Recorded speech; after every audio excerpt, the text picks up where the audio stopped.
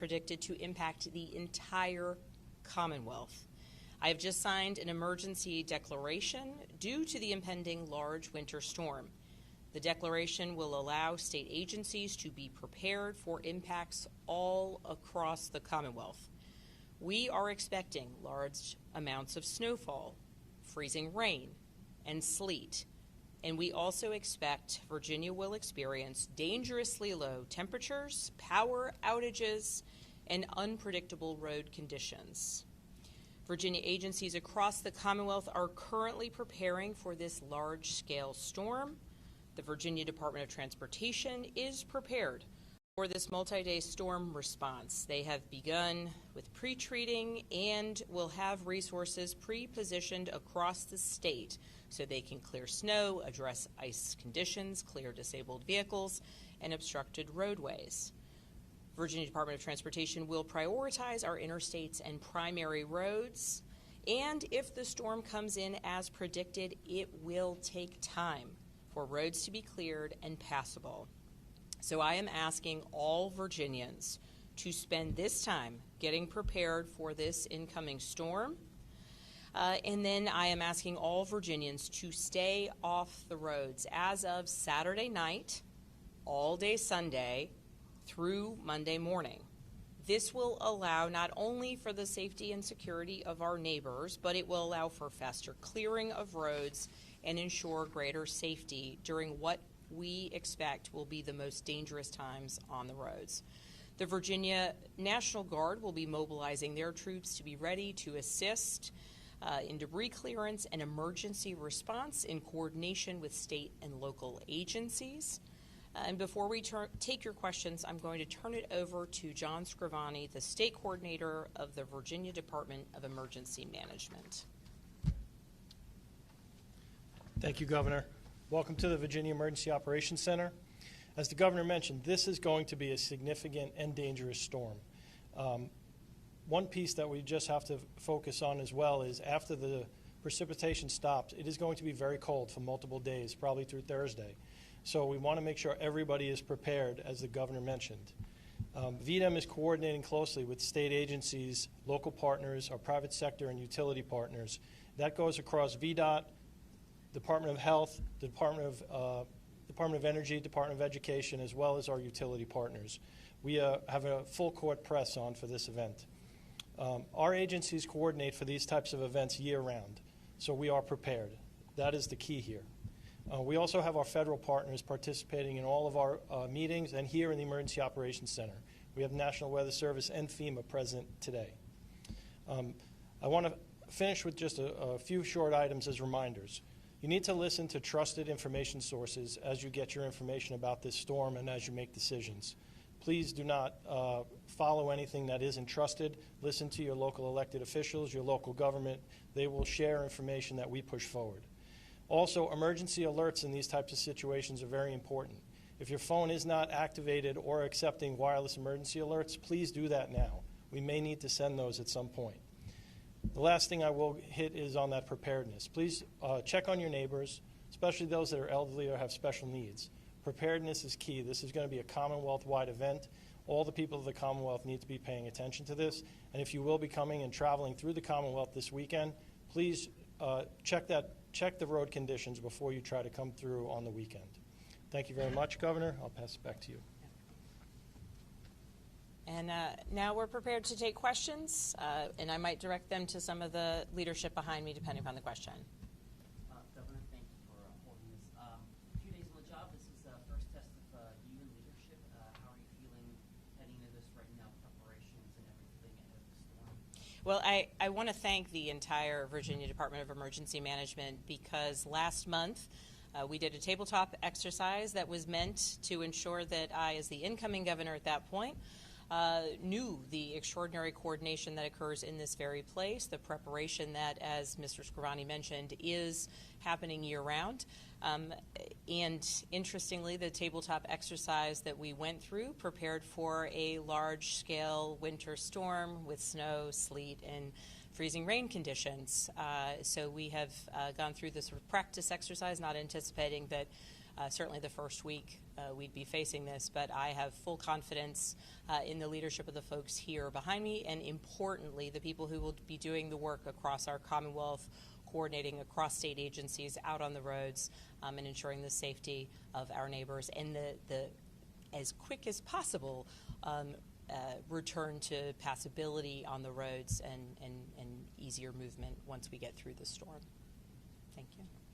Governor, you have a lot of new cabinet members, you've got new agency heads. Can you talk about what they're doing within their agencies to, whether it's improve communication or just start those lines of communication? Obviously, some folks have only been in the job for 4 or 5 days. Yeah, well, and I'll speak to this, and then I will turn it over if anyone wants to add. Certainly, we've got some folks who are new to a particular job title, but not new to the job of, be it transportation. Certainly, Secretary Donahue spent an extraordinary amount of time in leadership within the Virginia Department of Transportation. And so while the title's new, the experience of contending with winter storms and the impact on our roads is not new.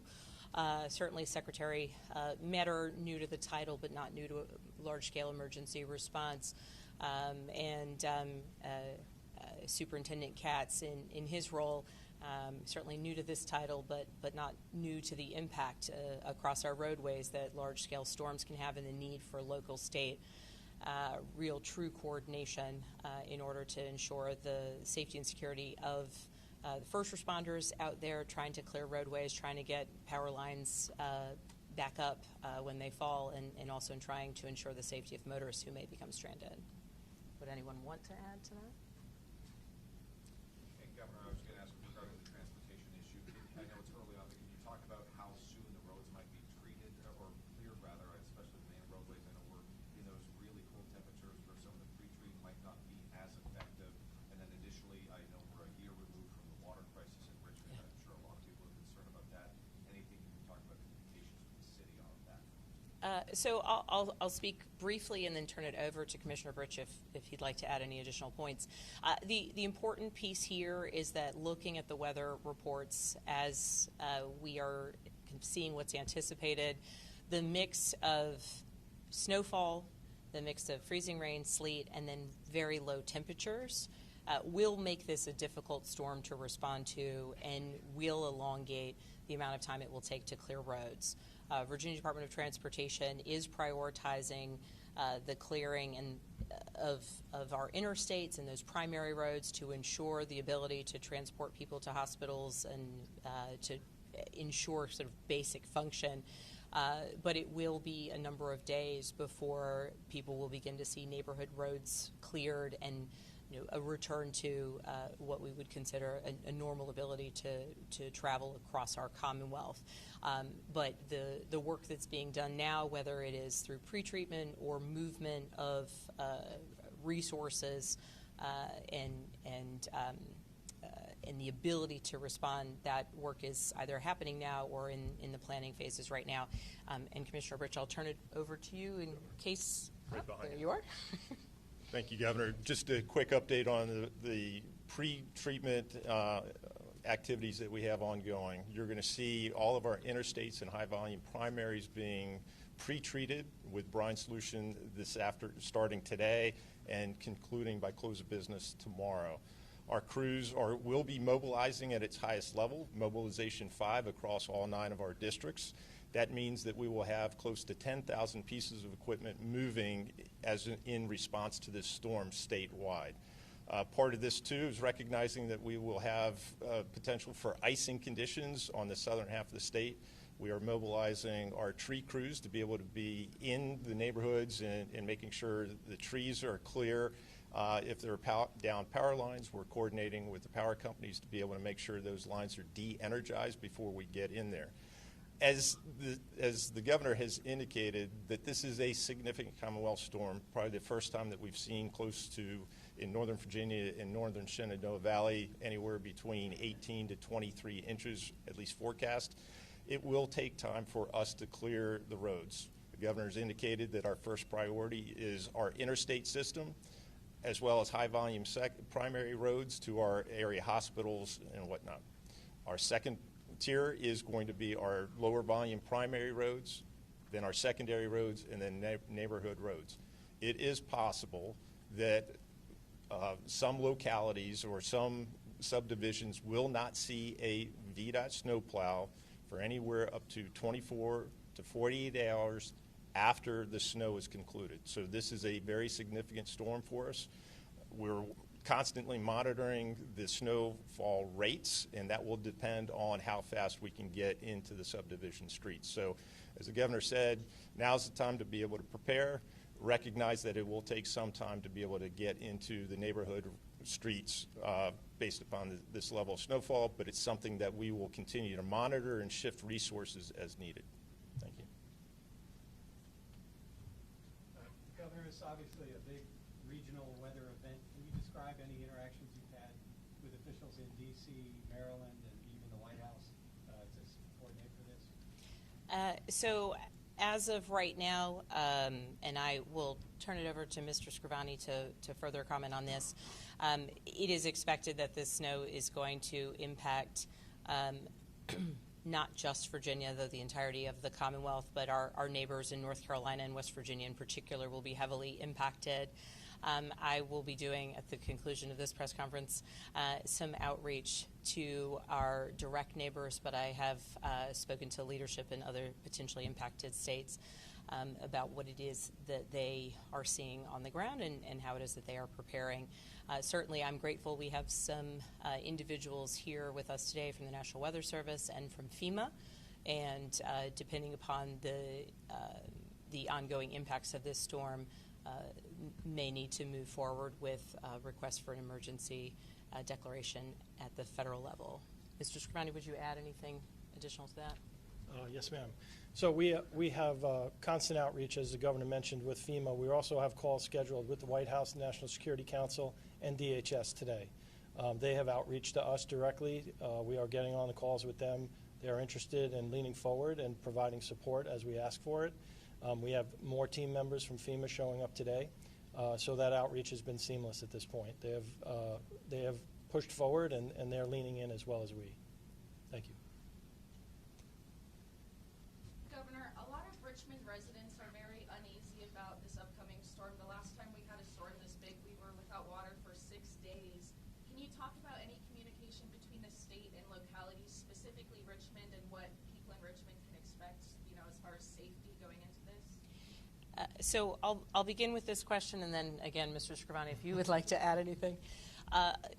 Certainly, I mentioned in response to an earlier question that we had run through tabletop exercises related to this specific type of storm last month. And part of what we have seen in the Commonwealth of Virginia over the last year is recognition of, how a confluence of real negative circumstances can create what we saw in the city of Richmond last year. And so there's been much planning over the past year to ensure that any now identified potential challenges or weaknesses in the system, as we witnessed in Richmond, could be mitigated. So part of the larger Virginia Department of Emergency Management efforts, and the folks who will be represented here will include those who are focused on ensuring access to water and the actual function of our water treatment plants and our water facilities. Yeah, thank you, ma'am. Thanks for that question. So the way the Virginia Department of Emergency Management is structured is we have regional offices. Our regional coordinators work with all the local emergency managers. Obviously, the city of Richmond is in our backyard, so I also speak directly with their emergency management team. Specific to the water, the city did an after action. The mayor has been pushing forward. I can't speak to their infrastructure and the status of it. That would be a question for their team. But I do know that if they need any support, they haven't asked for any outreach yet related to their infrastructure, but our team is working very closely with them at the regional level. And if they have any larger requests, as with the water, that would come here to the Emergency Operations Center, and we would support them. Can you speak to emergency management planning in Southwest Virginia specifically, which is a very beautiful but topographically difficult region for storms such as these? Yeah, well, and certainly, and I'll again turn it over to Mr. Scrivani. But also Commissioner Britch might have some specific comments related to particular challenges on roadways. Virginia Department of Transportation is planning to identify certain hotspot locations where there are traditionally larger issues with vehicles on roadways, particularly with these difficult conditions, recognizing the terrain in Southwest has its own particular challenges. That is one concern. And then from a regional perspective, I'll defer to Mr. Scrivani to speak specifically about the planning within that region.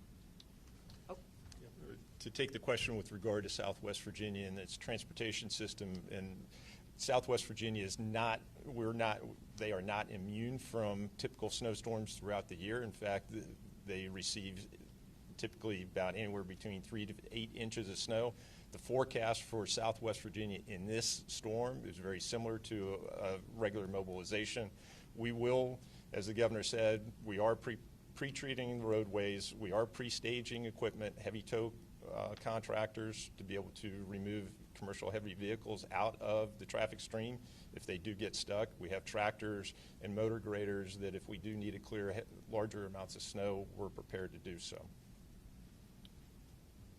And on the regional coordination, similar to what I said about the city of Richmond, we have our regional offices in Southwest Virginia. They are working very closely with their local emergency managers and the local town officials. We also have a large activation of the National Guard coming, and we're going to stage them throughout the state just for unknowns, as well as the state police as a footprint across the entire state. And there's a lot of other state agencies that are going to help and lean into this. That's the reason why we activate this room is as unique challenges come up, here's where we try to solve them. We try to solve them at our Regional Coordination Center, and if they need additional support, we bring it here to the EOC. But fortunately and unfortunately, we've seen a lot of events in Southwest Virginia in the last few years. The team is very familiar with where our areas are that have the most challenges, and we work very closely and we have good relationships with their team. So if it's a power outage and they need to open a warming center, they have those pre-identified. We can support them if they have any needs, and we're prepared to do that. Governor, I have a question about ICE, but a different kind. Are you concerned that Virginia may be the next state on the list of federal immigration enforcement operations, and what do you intend to do about it? I think, and I'll speak to this briefly because I do want to make sure we're able to touch on all questions related to the winter storm. My executive order repealing Executive Order 47 was an important first step in ensuring that we are not moving or reallocating state and local resources away from the first responder duties that I think today highlights just how extraordinarily important, whether it is investigating crimes or being ready to support a community in need, that the prior Executive Order number 47 had created some real challenges. Ultimately, I am looking into every step forward that we can take as a Commonwealth to ensure that our communities are safe and protected, and that any efforts any law enforcement activities within the state are understood to be what they are. Frankly, the fear and concern that we've seen in other places where people without any sort of designation, unannounced, wearing masks are taking people off the streets, the level of fear that that's created and the level of distrust and confusion that creates is certainly not contributing to any strengthening of our communities, let alone keeping our communities safer. So we are continuing on working in coordination with Secretary Metter to ensure that Virginia can be an example for the rest of the country in terms of how it is that we recognize and delineate the differences between law enforcement activity, particularly those where there's a warrant in hand, and the types of sort of large-scale mass activities that create confusion, distrust, and ultimately, as we've seen in Minnesota, tragedy.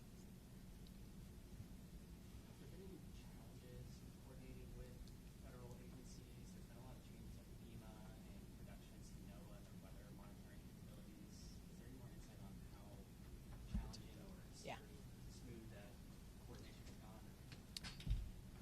for us, the coordination has been fine.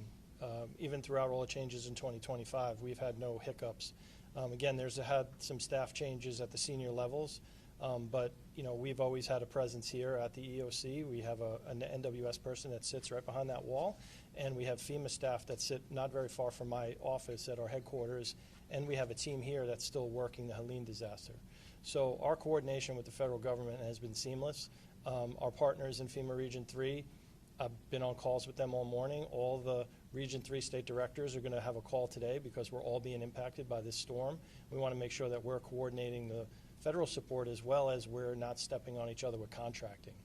As we contract in support, we don't want to be in conflict with the other states, right? So we make sure that we're walking through that very seamlessly.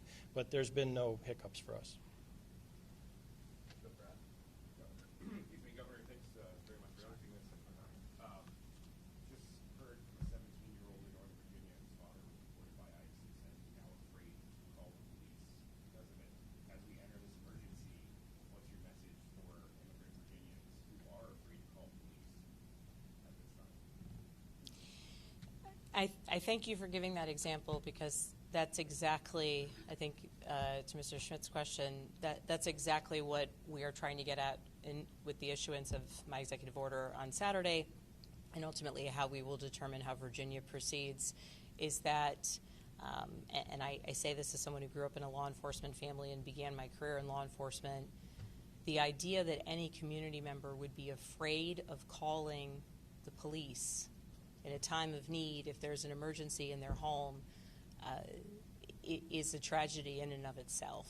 And the fact that it would be because of, as a result of the types of large-scale operations that are sowing fear and not resulting in what was at one time the promised intention of identifying and arresting those who have committed crimes. I think it's an unfortunate reality of where we are now. So at this moment, to answer your question, my message to all Virginians would be please listen to the requests that we are putting out. Please stay off the roads, particularly beginning Saturday night, all day Sunday, and into Monday.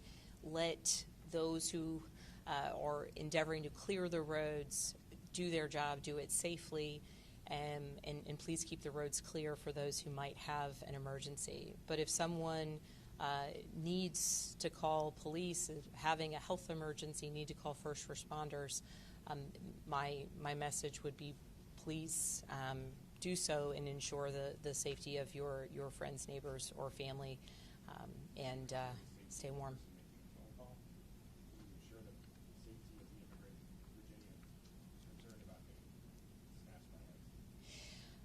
I would say in all of our coordination, the priority is, and whether it's local state police or Virginia National Guard resources that, depending upon the region, might be supporting responses, their goal, their intent in this emergency is to get people who need to get to a hospital, to get people who are stranded on the roads back home to someplace safe.